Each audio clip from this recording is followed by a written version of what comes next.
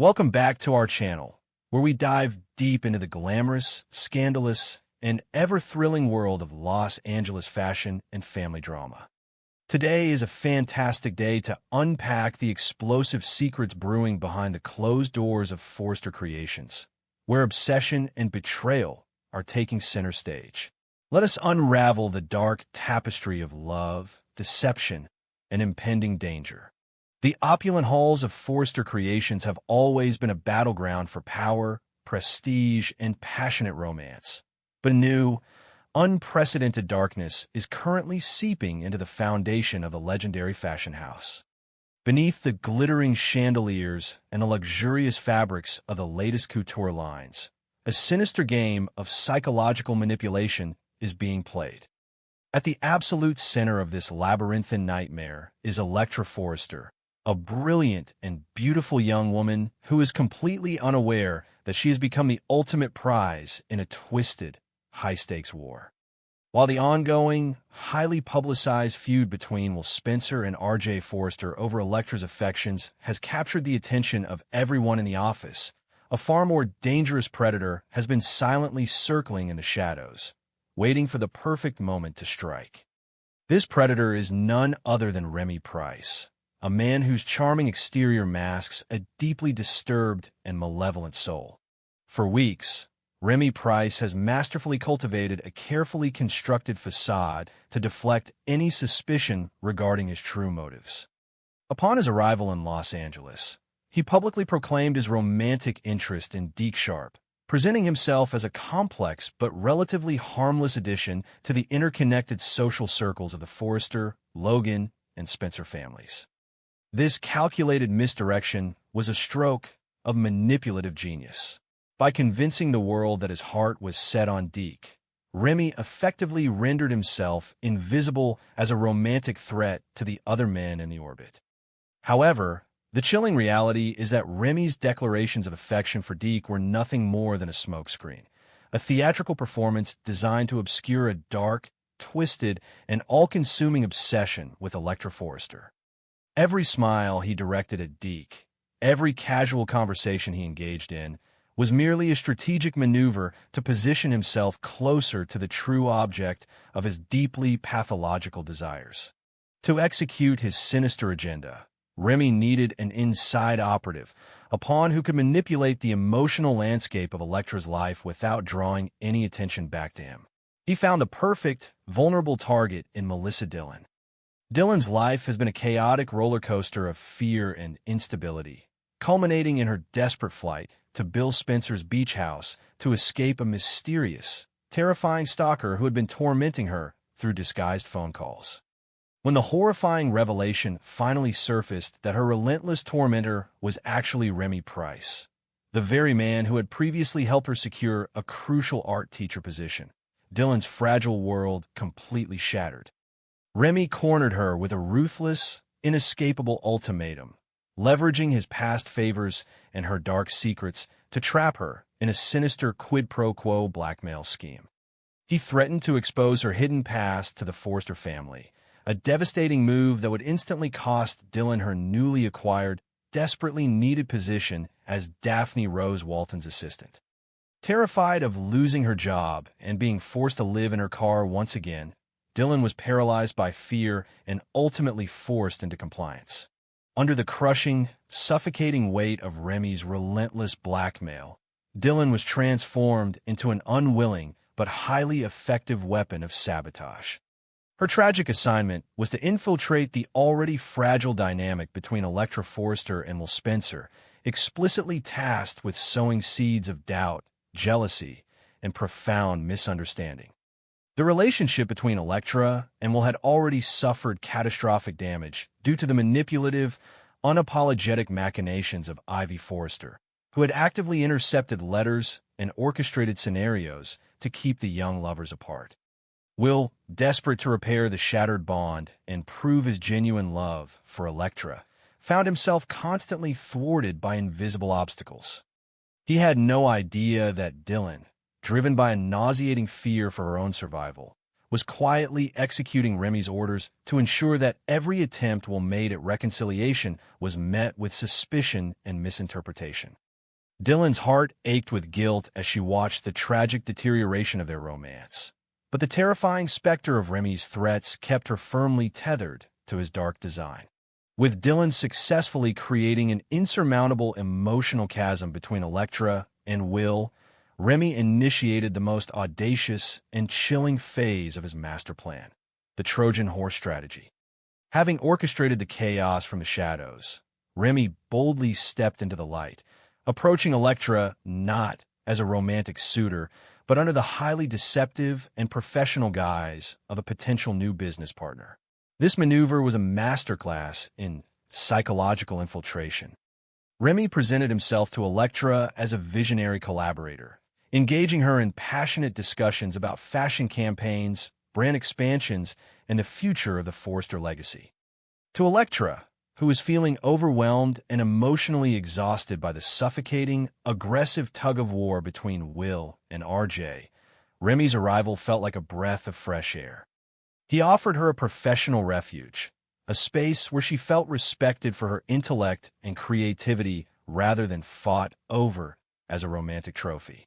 She eagerly welcomed his partnership, completely oblivious to the terrifying reality that she was warmly shaking hands with the devil himself.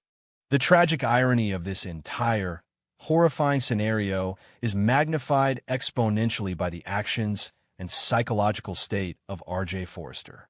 RJ has positioned himself as Elektra's ultimate savior, taking a solemn, almost obsessive vow to protect her from any perceived threats. In RJ's mind, the sole villain in Elektra's narrative is Will Spencer. Driven by a volatile cocktail of genuine affection, competitive jealousy, and a deep-seated hero complex, RJ has aggressively inserted himself between Elektra and Will. He has engaged in physical scuffles with Will on the floor of Forrester Creations, loudly demanding that Ridge fire his rival and relentlessly painting Will as a toxic presence. RJ genuinely believes that by building an impenetrable fortress around Elektra and keeping Will at bay, he is ensuring her safety and happiness. He views his actions as chivalrous and necessary, completely failing to recognize that his overprotective nature has crossed the line into coercive control. Because RJ is so entirely consumed by his fierce rivalry with Will, his vision has become dangerously tunneled. He is standing guard at the front gate, armed and ready to repel Will Spencer, while completely failing to notice that the true predator has already been invited inside the castle walls. RJ's massive blind spot regarding Remy Price is a fatal flaw in his self-appointed role as protector. When Remy interacts with Elektra in the design offices, discussing business strategies with a charming smile, RJ sees nothing more than a harmless corporate ally. He might even view Remy's presence as beneficial, a distraction that keeps Elektra's mind off of Will. RJ's arrogance and hyperfixation on his chosen enemy have rendered him utterly blind to the predatory hunger that flashes in Remy's eyes whenever he looks at Elektra. By actively isolating Elektra from Will, the one person who might have possessed the objective clarity to sense that something was deeply wrong with Remy, RJ has unwittingly served Elektra up on a silver platter to her stalker. The atmospheric tension within Forrester Creations is rapidly reaching a boiling point, an invisible, tightening noose that threatens to strangle the life out of the company's brightest young stars. The luxurious, sun-drenched offices have become a stage for a macabre tragedy waiting to unfold. Melissa Dillon walks the halls like a ghost, her stomach permanently knotted with the paralyzing guilt of her forced betrayal.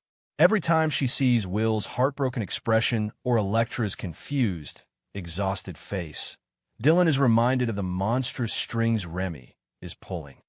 She is a ticking time bomb of anxiety, teetering dangerously on the edge of a complete psychological collapse. How long can a person live under the constant, terrifying threat of ruin before they finally break?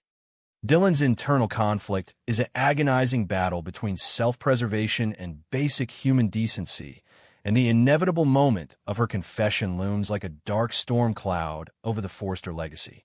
Meanwhile, Elektra remains tragically suspended in a web of magnificent lies. She is a brilliant, capable woman who has been systematically stripped of her agency by the men who claim to care for her. Will fights for her with a desperate, frustrated passion, unable to understand why the universe seems to conspire against them. RJ smothers her with a suffocating, proprietary protection that isolates her from her own intuition. And Remy, the most dangerous of them all, smiles at her across drafting tables and boardroom desks, his mind teeming with dark, violent fantasies of possession. Elektra believes she is navigating a complex but manageable period of her life, completely unaware that she is standing at the exact epicenter of a psychological earthquake that is about to tear her reality to shreds. The business partnership with Remy is a gilded cage, and the door is slowly, silently locking behind her. The current trajectory of these intertwined, explosive storylines guarantees that the deceptive calm cannot possibly hold. The intricately constructed facade that Remy Price has built is destined to crumble, and when the absolute, horrifying truth of his twisted obsession is finally dragged into the light, the fallout will be apocalyptic. A catastrophic, bloody confrontation is no longer just a possibility. It is an absolute, unavoidable inevitability. The moment of revelation will likely not come through a peaceful conversation, but through a violent shattering of illusions. Perhaps Dylan, unable to bear the crushing weight of her guilt for another second, will tearfully confess the blackmail to RJ or Will. Or perhaps RJ, in a rare moment of clarity, will intercept a look, a gesture, or a hidden message that exposes the terrifying depth of Remy's malevolent intentions toward Elektra. When that realization strikes RJ Forrester, the psychological impact will be devastating. The sudden, sickening understanding that his aggressive crusade against Will Spencer was entirely misguided, and that his suffocating protection actually facilitated Elektra's proximity to a dangerous psychopath, will ignite a primal, uncontrollable rage within him. The inevitable clash between RJ and Remy will not be a civilized disagreement. It will be a visceral, savage fight for survival. RJ, desperate to redeem his massive failure and protect the woman he loves, will throw himself into a deadly physical confrontation with a man who has absolutely nothing to lose. Remy, stripped of his charming business partner disguise and cornered by the exposure of his darkest secrets, will fight with the terrifying, unpredictable ferocity of a wild, cornered animal. The polished floors of Forrester Creations may very well run red before the night is over. In the midst of this impending, violent storm, Elektra Forrester will find herself in the most perilous position of her entire life. The realization that the men in her life are either profoundly misguided, coercively controlling, or dangerously psychotic will be a deeply traumatizing awakening. As RJ and Remy's inevitable, bloody confrontation erupts, Elektra's physical safety will hang by the thinnest of threads. She will no longer be a pawn in a romantic rivalry or a target of corporate manipulation. She will be a woman fighting for her very life against the devastating consequences of unchecked obsession and blind arrogance. The narrative is barreling toward a breathtaking, terrifying climax, a moment where the glittering facade of Los Angeles high society is violently ripped away to reveal the dark, blood-soaked reality beneath. The ultimate question that remains is whether Elektra can survive the deadly crossfire, and what will be left of the Forrester legacy when the smoke finally clears and the true monster is unmasked. Initially, Hope's retaliation was confined strictly to the boardroom. Radicalized by Steffi's condescension and the humiliating, dismissive challenges thrown her way, Hope began orchestrating a multi-front corporate assault. She seriously entertained Liam Spencer's strategic offer to defect to Katie Logan's newly successful fashion house, a move that would undoubtedly cripple Forrester Creations' demographic reach and public image. Furthermore, she actively pushed her mother, Brooke Logan Forrester, to launch a hostile takeover for Steffi's co-CEO seat, hoping to reinstate her brand through brute corporate force. Yet, as the dust settled on these strategic maneuvers, a chilling realization washed over Hope. She recognized that attacking Steffi's business empire would never be enough to truly shatter the Forrester heiress. Steffi is a creature forged in the fires of boardroom battles. She wears her executive authority like impenetrable armor. She brushes off dire warnings from Carter Walton and even her father, Ridge Forrester, with an arrogant certainty that borders on delusion. Taking away a title or a fashion line would only wound Steffi's professional pride, leaving her core entirely intact. To truly bring her rival to her knees, Hope understood that she needed to strike at the very foundation of Steffi's personal happiness. She needed to target the one sanctuary where the invincible co-CEO allowed herself to be vulnerable: her marriage to the steadfast, deeply empathetic Dr. John Finnegan. This pivot marks a terrifying evolution in Hope's character. Stripped of her usual idealism and driven by a desperate need for vindication, she descends into a Machiavellian darkness, deciding to weaponize her own pain to dismantle Steffi's life from the inside out. Finn presents the absolute perfect target for this insidious campaign. With his inherent healer's instinct and an almost limitless well of compassion, he is naturally drawn to those who are suffering. Hope does not approach him with overt, clumsy seduction. Such a tactic would instantly raise his defenses and send him running back to his wife. Instead, she approaches him with a devastatingly effective weapon: raw, unfiltered vulnerability. Under the guise of seeking comfort and a sympathetic ear, Hope begins to infiltrate Finn's daily life, carefully orchestrating seemingly accidental meetings and lingering, emotionally charged conversations. Hope brilliantly frames her interactions with Finn around a shared narrative of being controlled and marginalized by Steffi's domineering personality. She knows that Finn, despite his profound love for his wife, has occasionally chafed under Steffi's unilateral decision-making and her tendency to dictate the terms of their lives. Hope subtly pulls at these fraying threads, painting herself not as a corporate rival, but as a helpless victim of Steffi's relentless bullying. With tear-filled eyes and a trembling voice, she describes the toxic environment at Forrester Creations, framing Steffi as a heartless tyrant who crushes anyone who dares to stand in her way. The psychological manipulation is masterful, insidious, and deeply effective. Hope doesn't explicitly ask Finn to betray his wife. She merely asks him to truly see her suffering. She plants toxic seeds of doubt about Steffi's true nature, asking Finn how a woman who claims to love family could so callously destroy another woman's legacy and livelihood. She uses Carter's unheeded warnings and Ridge's growing alarm as invisible ammunition, subtly confirming to Finn that even Steffi's own family recognizes her monstrous, uncontrollable behavior.